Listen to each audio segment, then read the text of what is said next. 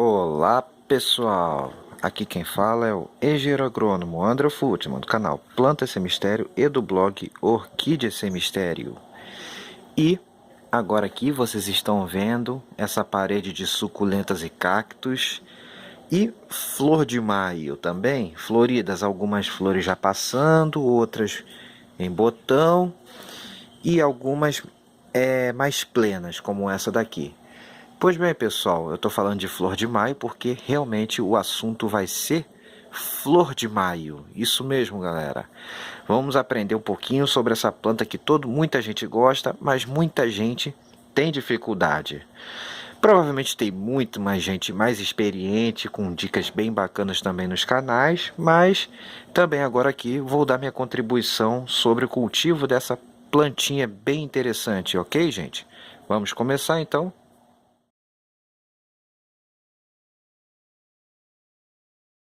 Bom, pessoal, então vocês podem ver, eu estou aqui diante de algumas plantas de flor de maio. São plantas novas, plantadas no segundo semestre do ano passado e já florescendo, como vocês podem ver, ó. Ou seja, é uma planta que rapidamente começa a florescer. Uma planta que, teoricamente, o seu cultivo é fácil, porém ele tem alguns detalhes e muita gente não se atenta a eles e acaba perdendo essa planta. Mas a função desse vídeo vai ser tentar esclarecer algumas dúvidas de todos vocês, gente. E para começar o vídeo, vamos a uma descrição rápida dessas plantas, ok? Vamos lá?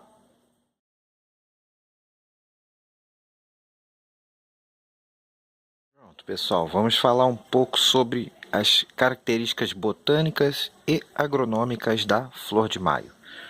Para começar, gente, flor de maio, embora não aparenta ser, ó, vocês olhem ela, olhem, reparem que é uma planta suculenta e tudo, mas na verdade, isso aqui é um cacto, gente. A flor de maio, ela é da família dos cactos. Vocês podem ver aqui, ó, ela é da família do cacto, como esse cacto aqui, por exemplo, certo? Ou como esse aqui, que é um cacto também. Então, gente, ela é uma planta da família do cacto. E o seu gênero tem um nome meio esquisito, Schlumbergera. Schlumbergera? Mas que nome horroroso. Pois é, gente, ela pertence ao gênero Schlumbergera e a sua espécie é a Schlumbergera truncata. Porém, existem outras Schlumbergeras que são muito bonitas também, e hoje em dia, com o melhoramento genético dessa planta, existem muitas variedades e híbridos entre essas espécies desse gênero, da Schlumbergera, certo, pessoal? Existe também a flor de outubro, que aí já é um outro gênero, não é Schlumbergera, é outro gênero, mas são plantas de cultivo mais ou menos parecido, só que com épocas de floração diferentes. E as plantas também têm bastante diferença uma da outra. E existe um outro grupo de cactos também muito interessante que o pessoal cultiva, que são os epifilums, que aí entra aquela dama da noite, cacto orquídea e outros tantos mais, né? Mas o vídeo hoje não é de epifilo, não é de cianinha, não, é de flor de maio. Então vai ser específico de Schlumbergera. Ok, pessoal? Continuando. Esse é um cacto que, diferente de outros cactos que são de ambientes secos e gostam de pouca água e pouca umidade no ambiente, esse aqui já é um cacto de floresta, é um cacto de matas úmidas nativas do Brasil, né? Principalmente sudeste do Brasil, Mata Atlântica, mais para altitude um pouco, matas úmidas. E ele é um cacto epífito, gente, assim como o Ripsalis, assim como o epifilo, assim como outros cactos epífitos, certo?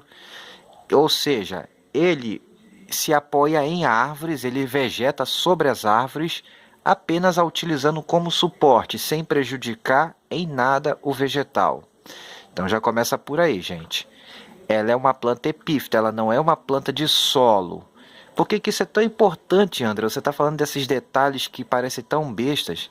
É importante sim, gente, porque isso aí vai refletir na qualidade e no tipo do substrato que a gente vai utilizar mais na frente para o seu cultivo, ok? Continuando aqui, ela é um cacto epífito e no caso dessa espécie, a Schlumbergera truncata, que é a nossa flor de maio, ela não possui espinhos. Então, ela é um cacto que não possui espinhos. As pontas que ela tem são bem macias, não machucam a mão nem nada. Isso é bem interessante, porque é uma planta que não oferece nenhum risco, nem o risco da gente se machucar. Então, é mais um motivo que faz as pessoas gostarem tanto dessa pequenina aqui. Outra questão importante, continuando a sua botânica. Isso aqui que a gente está vendo, pessoal, é o caule da flor de maio, não é folha. A flor de maio, assim como boa parte dos cactos, não possui folhas. Eles não têm folha, nenhum tipo de folha. As folhas são reduzidas a espinhos ou a rudimentos, ou folhas bem reduzidas. No caso aqui, nem espinhos são, né? Ela nem espinho tem, são bem macios. E é esse tipo de caule aqui, achatado, que tem nas flores de maio, no epifilo, na cianinha e outro, a gente dá o nome de filocládio. Esse é o caule da flor de maio.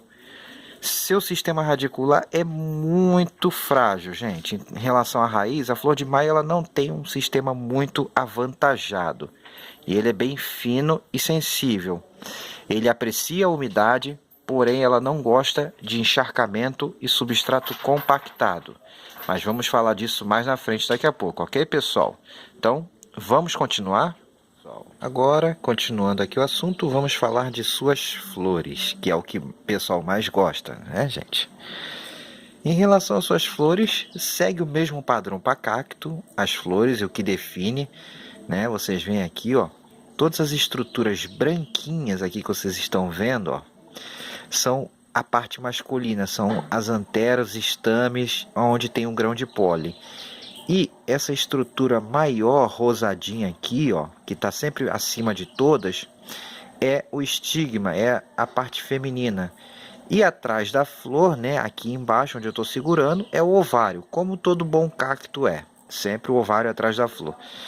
E ela tem inúmeras pétalas, vocês podem ver. E o interessante é suas cores. Ela, assim como muitos cactos, tem cores bem vibrantes. E hoje em dia existem muitas variedades de flor de maio. Nesse momento agora que eu estou falando, eu vou estar colocando algumas fotos de flores de maio, né? Inclusive das variedades em miniaturas, que são flores de maio com flores bem menores também. Então, enquanto eu falo, eu estou colocando algumas variedades para vocês de flores de flor de maio. Hoje em dia você tem inúmeras cores, que vai desde o rosa mais escuro ao vermelho, passando pelo amarelo, laranja, champanhe, branca, branca com rosa, enfim, gente. Lá para o final do vídeo eu vou estar mostrando as que eu tenho aqui, ok? E agora em relação a alguns aspectos mais voltados ao agronômico, e vamos falar um pouco de fenologia dessa planta. Vamos lá então? Agora em relação a alguns aspectos agronômicos e a sua fenologia, vamos lá.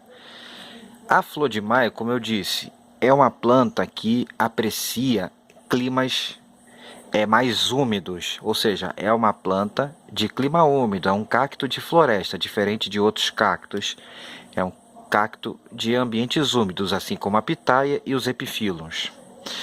Ela aprecia que o seu substrato seja úmido, porém nunca encharcado, sempre bem ventilado e bem drenado. Ela aprecia por seu florescimento queda de temperatura. Ela aprecia essa variação de temperatura com dias mais quentes e noites mais geladas, tanto que elas florescem muito melhor na região sul e sudeste, onde você tem um clima ameno no inverno, em alguns lugares até bem frio. Então nessas regiões ela tem muito mais facilidade de florescer, porque a variação de temperatura, assim como os dias mais curtos, né? Nessas regiões você tem uma variação maior de chamado fotoperíodo, ou seja, a duração da luz do dia. E no sudeste e no sul, no inverno, os dias são bem mais curtos do que no norte e nordeste. Então, essa variação da luz do dia com a variação da temperatura, favorecem muito a floração da flor de maio.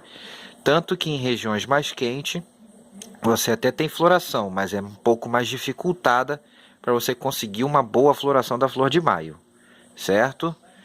Então, essa é uma característica muito importante para quem quer cultivar flor de maio entender, pessoal. Outro aspecto, sua fenologia. Ela é uma planta que na primavera, a partir de agosto, já final de agosto, setembro, ela inicia um ciclo de brotação vigoroso. Então, vocês podem ver, ela começa a brotar. Nessa fase aqui, agora a gente está em junho, né? E ela não brota. Essa época é muito raro ocorrer brotação. Então, nessa época agora, é o auge da floração. A gente já está passando o auge da floração. Então, nesse período, a planta está parada, vegetativamente falando, ela não está soltando novas brotações e está florescendo, certo? Portanto, resumindo, primavera, verão até o início do outono, essa planta está em franca brotação. É o melhor período de a gente estar fazendo o replante e os manejos de adubação mais balanceada e tudo mais, para essa planta ter um desenvolvimento forte. A partir do início do outono, já para março, abril, a gente já pode começar uma adubação mais rica em fósforo para essa planta, para estimular a floração, uma vez que a adubação mais rica em fósforo para essa planta nesse período vai estimular, e nessa planta realmente estimula bastante a floração, gente. Um adubo com teor maior de fósforo, ok? Mas vou falar daqui a pouco mais na frente, só para exemplificar.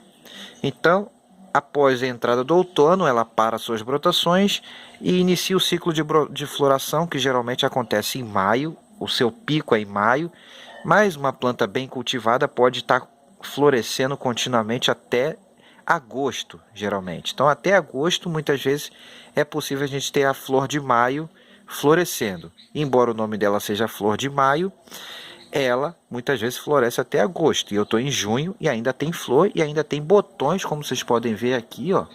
Temos botões para novas flores que virão, certo? Pois bem, pessoal, então falamos um pouco rapidamente de alguns aspectos da planta. Agora vamos falar propriamente dito de cultivo, gente. Vamos lá, então.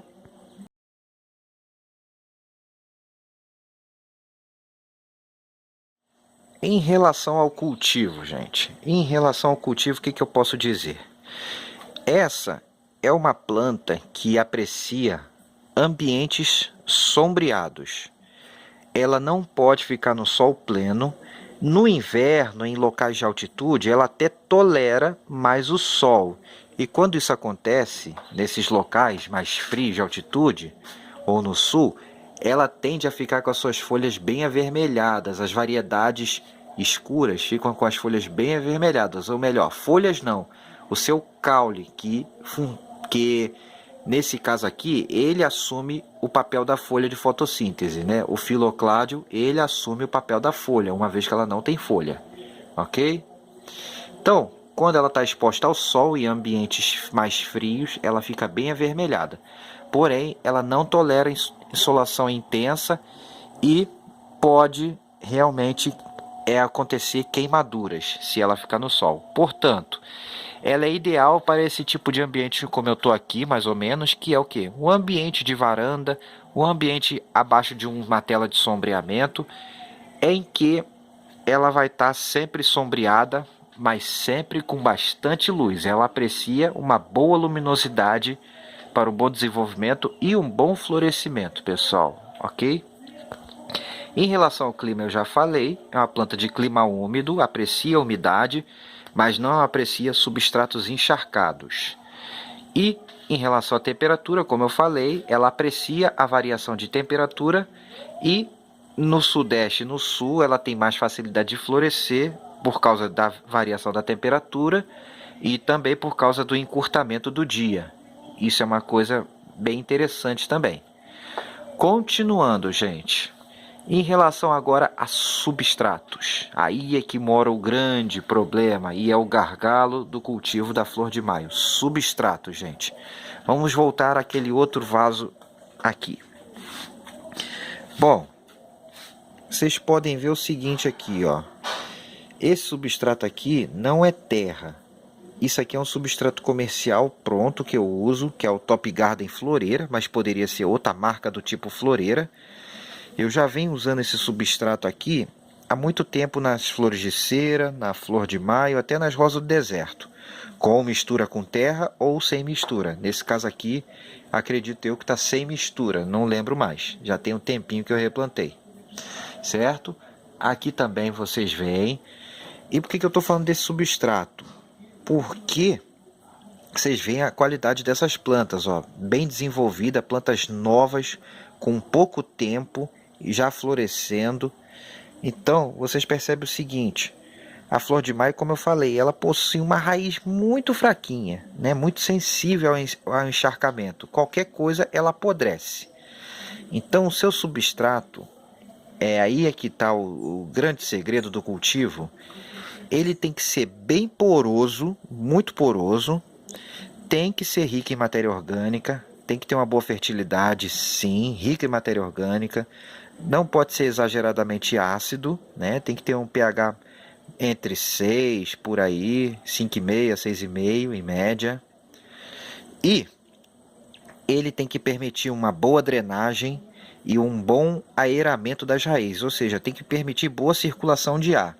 Então, além do substrato de qualidade que permita isso, seja leve, o substrato da flor de maio tem que ser leve, tipo terra de mata, por exemplo, seria um substrato para ela, interessante.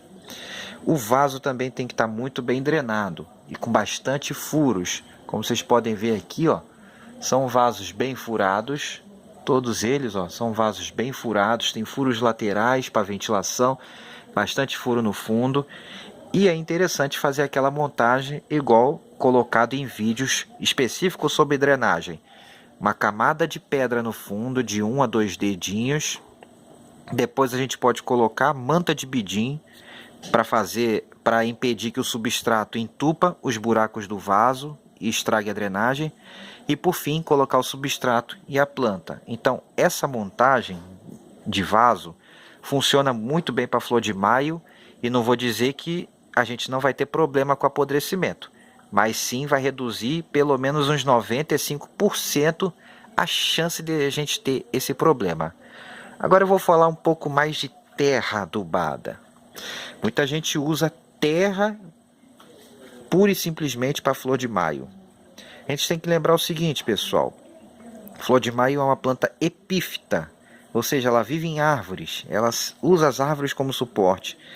Então ela não é uma planta de solo. Então quando a gente usa terra, principalmente terras muito argilosas, com pouca areia, muito argiloso, a gente tem um problema sério de compactação nesse tipo de solo, podendo ter e retenção excessiva de umidade, ou seja, ele encharca.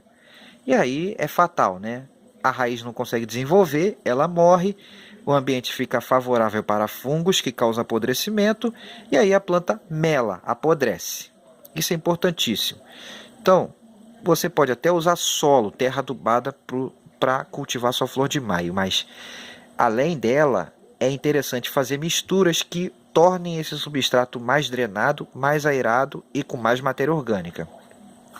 Aí as proporções, gente, vai variar. Por quê? Vai variar da disponibilidade de material que você tem na sua região. Se você tiver condição de comprar um substrato comercial do tipo floreira, perfeito. Se você não tiver, aí tem que ver o que tem na sua região. Materiais que vocês podem usar, por exemplo, para melhorar a drenagem, a retenção de umidade, a matéria orgânica e a ventilação. A vermiculita, por exemplo, é um material que pode ser usado, pois ela ajuda a melhorar a umidade, ela retém umidade, só que ela é bem levinha, então ela melhora a drenagem do substrato também, deixando ele mais leve, mais soltinho. A casca de pinos, bem moidinha, sem pó, também é o outro material que vale a pena usar. A casca de pinos curtida, sem pó, bem trituradinha, mais ou menos como essa que vocês veem aqui, ó. O carvão trituradinho sem pó também é outro material excelente que ajuda muito na aeração do substrato, na drenagem, na retenção de impurezas e no controle de pragas e doenças também. Então, o carvão também é ótimo para composição. Proporção desses materiais, pessoal, não vou dar uma receita pronta pelo seguinte: vai depender do que vocês têm na região de vocês e vai depender do clima de vocês. Então, para um determinado clima, se o clima é mais seco, talvez a montagem do substrato tem que ser uma que segure mais umidade. Num clima mais úmido como o meu, a montagem do substrato tem que ser outra que segura menos umidade um pouco e seja bem mais ventilado. E assim vai variar. Então, a montagem ideal varia de local para local e eu recomendo a cada um fazer testes em montagens com diferentes materiais até vocês chegarem a um método, a um modelo de substrato, uma mistura que funcione bem para a localidade de vocês, pois não existe uma mistura ideal para todos os cultivos e para todos os locais ao mesmo tempo, gente. Então, é um exercício de paciência acertar no substrato? Eu até hoje estou aprendendo e eu acredito que isso vai ser um aprendizado eterno, porque cada local que eu mudo, que for diferente, vai mudar tudo de novo. E isso aí que é o barato de cultivar a planta, gente, porque não existe nada exato, ok? Então, prestem muita atenção na montagem do seu vaso, nos furos de drenagem e na escolha do substrato e na montagem. Façam testes até encontrar o substrato ideal. Materiais, vocês têm muitas opções: areia, vermiculita, casca de pinos, carvão, até a fibra de coco, né, em pó, e por aí vai. Humus de minhoca, que mais?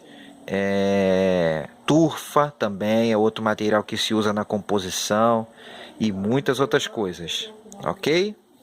Então, vamos continuar, gente. Eu falei da parte mais importante do cultivo da flor de maio, mas agora eu vou voltar à adubação e vou falar um pouco mais específico de adubação. Vamos lá? E rega, gente. Vamos lá.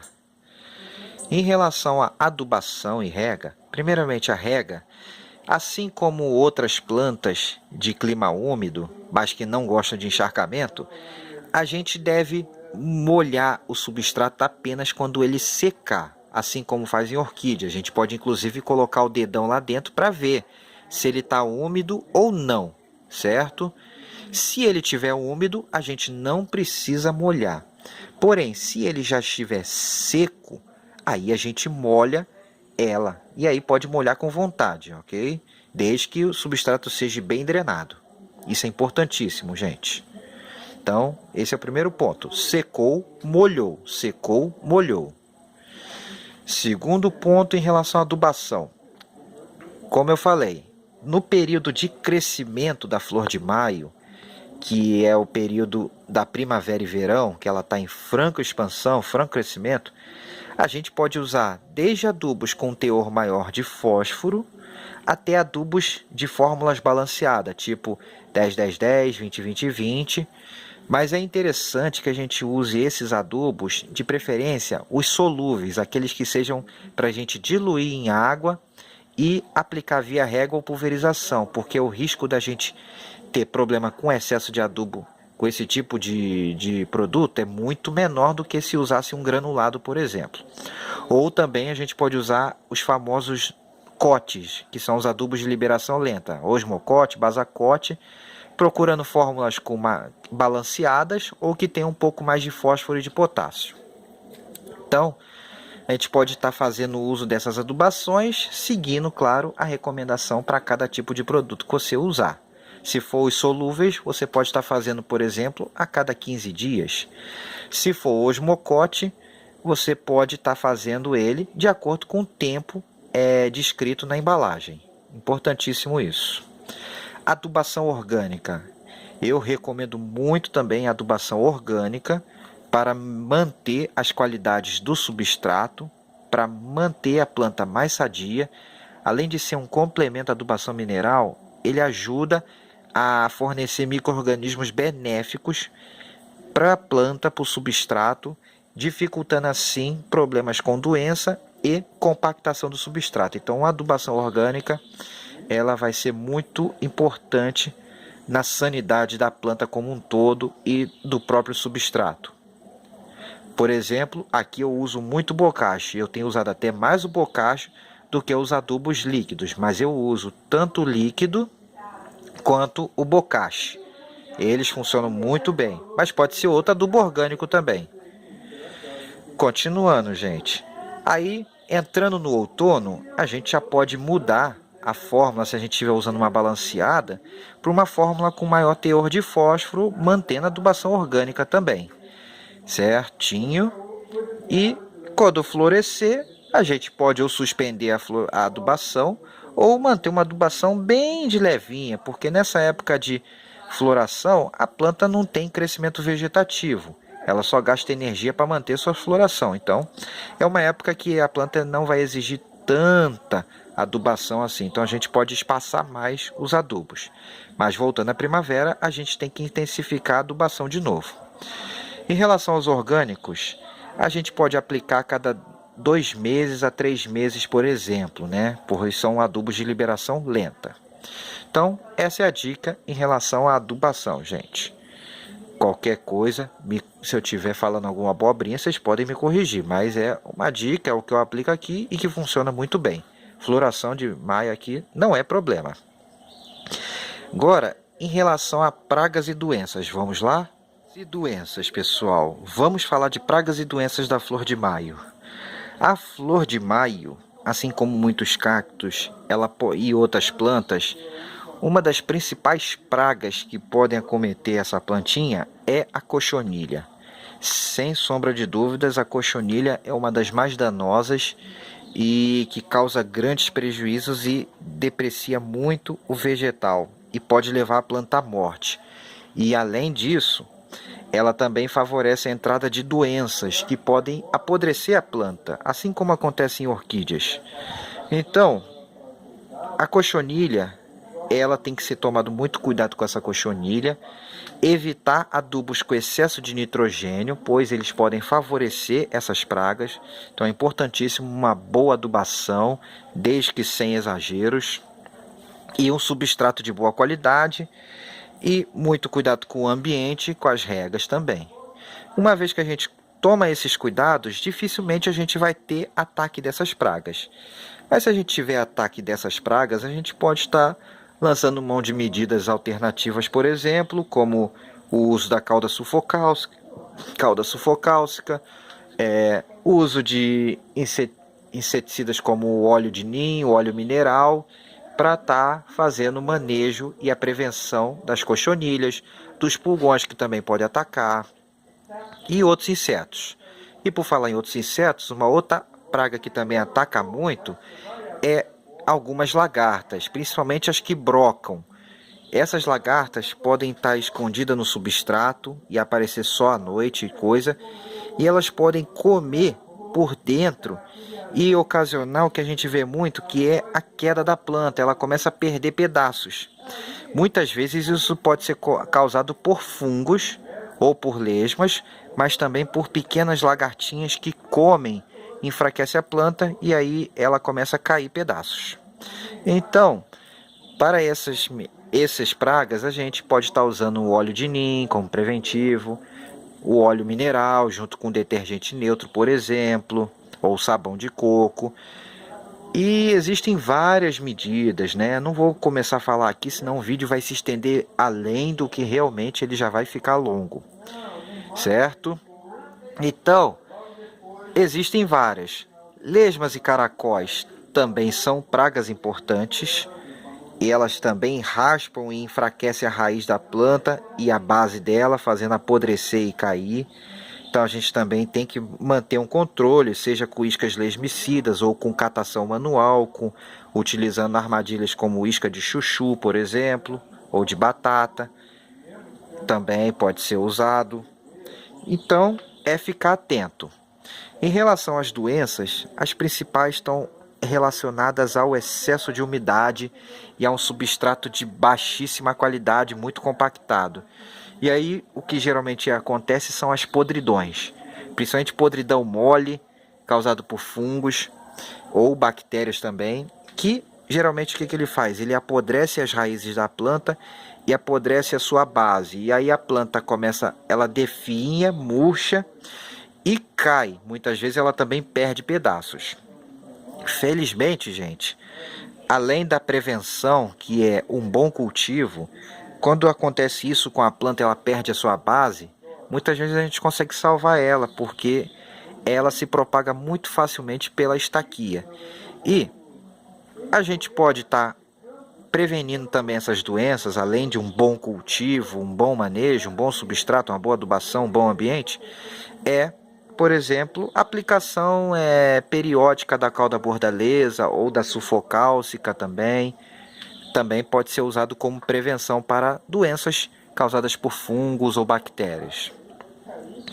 Agora, em relação a uma outra praguinha que algumas pessoas têm, que ela gosta muito dessa flor, a abelha cachorro. A abelha cachorro é um problema sério também. Ela fura o botão floral muitas vezes, na sede dela por pegar néctar, e aí ela deprecia a flor, muitas vezes a flor nem abre e cai o botão. Então, a abelha cachorro é uma praga importante. Forma de manejo dessa praga, infelizmente, a gente só tem realmente efetivo duas opções. Ou você localiza o ninho e destrói ele, ou você localiza o ninho da abelha cachorro, da arapuá, e junto com uma pessoa experiente, um meliponicultor experiente, faça a transferência desse ninho, que seria o mais correto, para uma mata distante, um local de mata onde essa abelha não ia distante, onde essa abelha não iria perturbar as suas plantas. Seria o mais correto, certo? Então, isso que eu queria falar sobre pragas e doenças. Agora, gente, como eu já dei um pitaco sobre a propagação, vamos falar como é que se propaga essa planta. Vamos lá?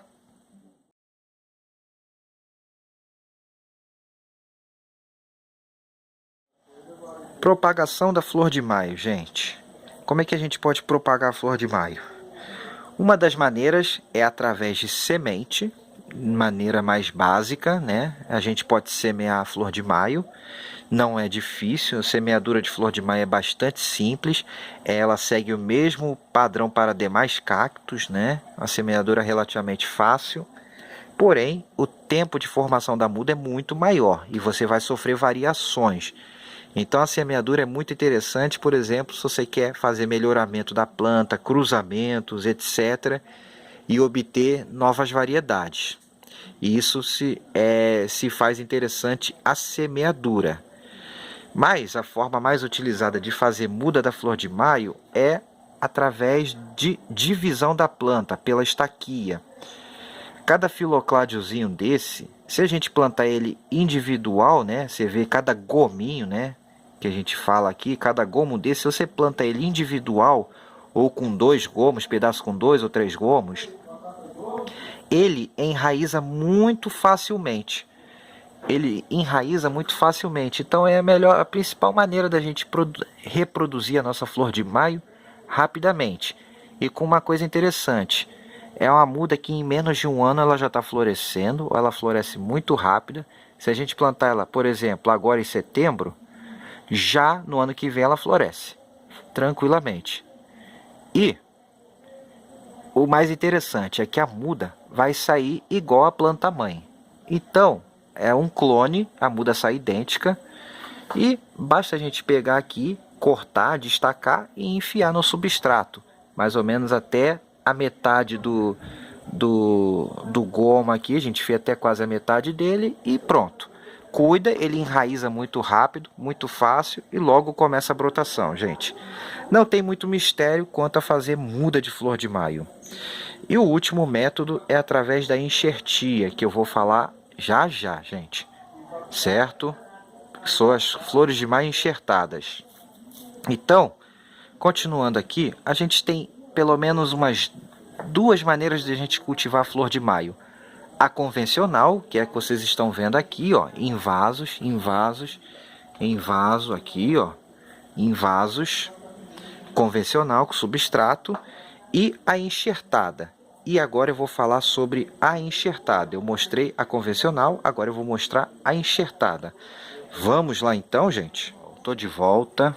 E agora aqui, eu vou mostrar aqui o método de cultivo enxertado. Nesse vídeo eu não vou ensinar como fazer o enxerto, pois já tem um vídeo ensinando a fazer a enxertia da flor de maio.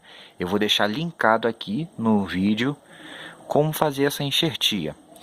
E aqui eu vou apenas mostrar e falar algumas vantagens e desvantagens do enxerto de flor de maio. Então, vocês podem ver aqui, ó, aqui é uma flor de maio daquela mais comum, é a variedade tipo dela, né, a variedade comum, que é um rosa mais escuro, mais forte. Vocês notem aqui, ó, são plantas bem antigas, desenvolvidas, já floresceu muito, porém agora já está com pouca flor. E aqui você nota que ela está saindo, já está até formando, tipo, já está mais lignificado, ou seja, formando uma casca mais grossa, como se fosse uma madeira. Ela aqui já engrossou e ela está encaixada nesse pedaço de pitaia aqui, ó. Isso aqui é uma pitaia. Ela está um pouco inclinado, que esse enxerto foi replantado recentemente para um vaso maior. Aqui no topo tem outra flor de maio enxertada aqui, ó, vocês podem ver.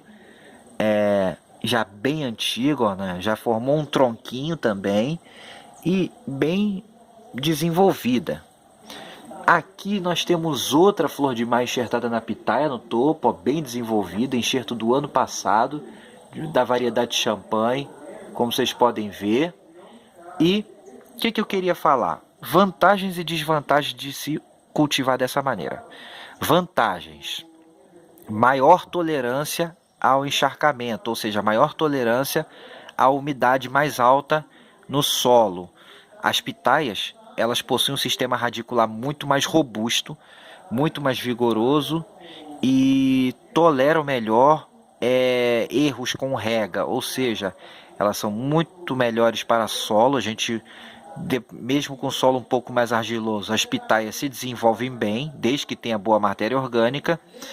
E esse vigor da pitaia é transmitido para a flor de maio, que tem um crescimento muito vigoroso, mais rápido, acelerado. A floração fica mais abundante, a planta cresce rápido e forma uma estética muito bonita. Não nesse caso aqui, porque deu uma entortada, eu vou ter que tentar endireitar isso aqui, e o cavalo está um pouco pequeno, mas aqui a gente tem 1001 utilidades e pode fazer plantas bem especiais. E outra vantagem, a gente pode enxertar várias cores diferentes no mesmo cavalo de pitaia. Então aqui predomina a cor rosa, mas também tem uma branca ou outra por aqui, certo? Uma desvantagem do enxerto é justamente essa questão da pitaia. Ela não ser ereta, né? Ela precisa de um tutoramento, então a gente tem que conciliar um tutoramento que fique agradável aos olhos e que mantenha a pitaia firme. Nesse caso aqui não está funcionando bem, então eu vou ter que mexer nisso aqui. Esse caso aqui, eu botei isso aqui temporariamente, mas vou ter que mexer nisso aqui também e fazer um tutoramento melhor e mais discreto. Mas é uma opção interessante de cultivo da flor de maio, gente. E eu já vi enxertos maravilhosos, né? E eles florescem muito. Olha aqui, então, para vocês verem, ó, detalhe do enxerto, ó. Aqui um cavalo bem reto, bem bonito, e um enxerto aqui em cima já bem desenvolvido e cheio de botões para abrir, gente. Gostaram? E aqui só para mostrar para vocês, já que eu falei de semente, ó, veja aqui uma cápsula de um fruto de flor de maio, né? Praticamente já deve estar maduro isso aqui. É do ano passado, nem sei se tem semente aqui ainda, ó. Olha só, vou espremer ele aqui na mão e olha as sementes aqui saindo, ó. Então, saem bastante sementes aqui, ó, vocês podem ver. E eu poderia germinar isso aqui, certo? Não tem gosto de nada, eu botei na boca. É um docinho muito discreto o fruto. Não é venenoso nem nada. Então, vamos continuar, gente. Então, espero que tenham gostado. E agora, para terminar, eu vou mostrar as minhas variedades de flor de maio. Vamos lá, então.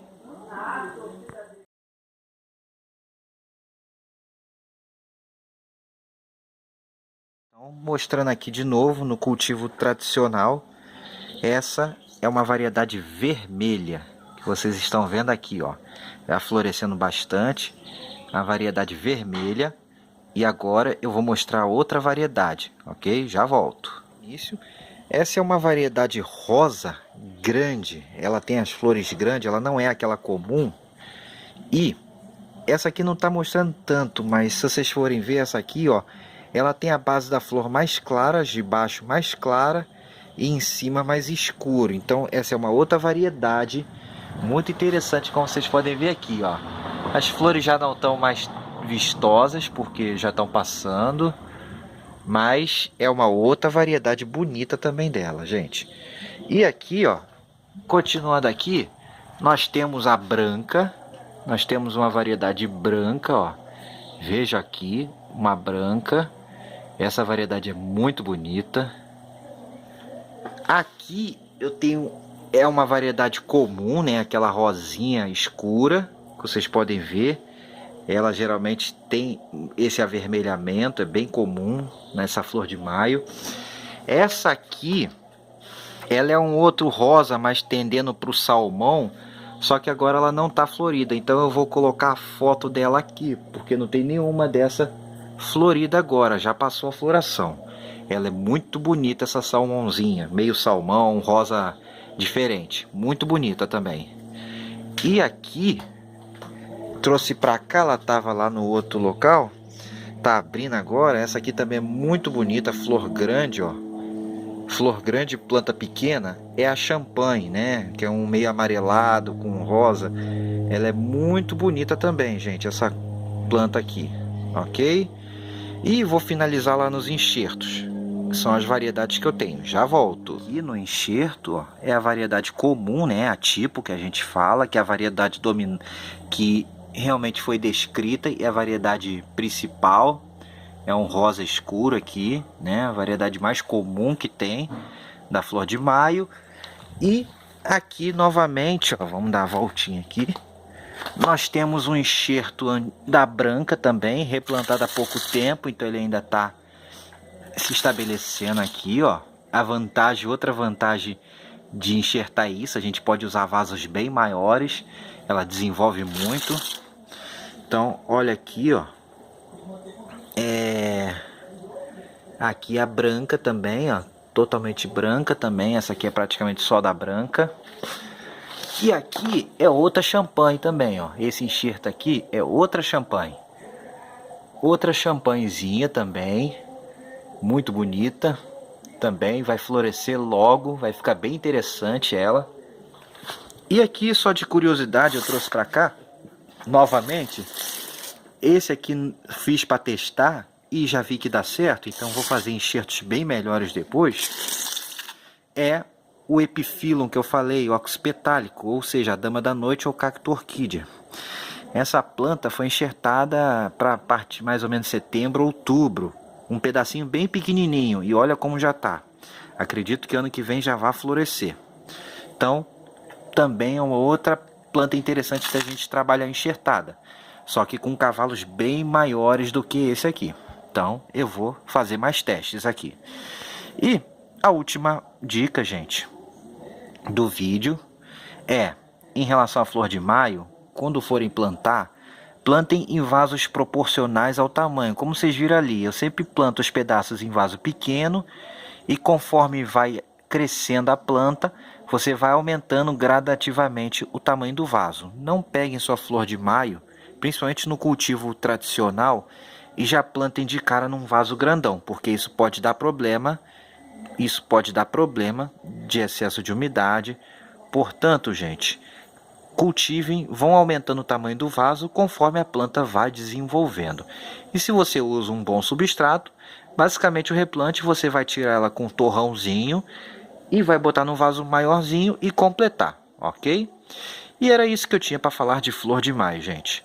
Espero que tenham gostado do vídeo e se sim, deem aquele joinha e não esqueçam de se inscrever no canal Planta Sem Mistério e dar uma olhadinha no blog Orquídea Sem Mistério, gente. Forte abraço a todos e até uma próxima. Fui, gente!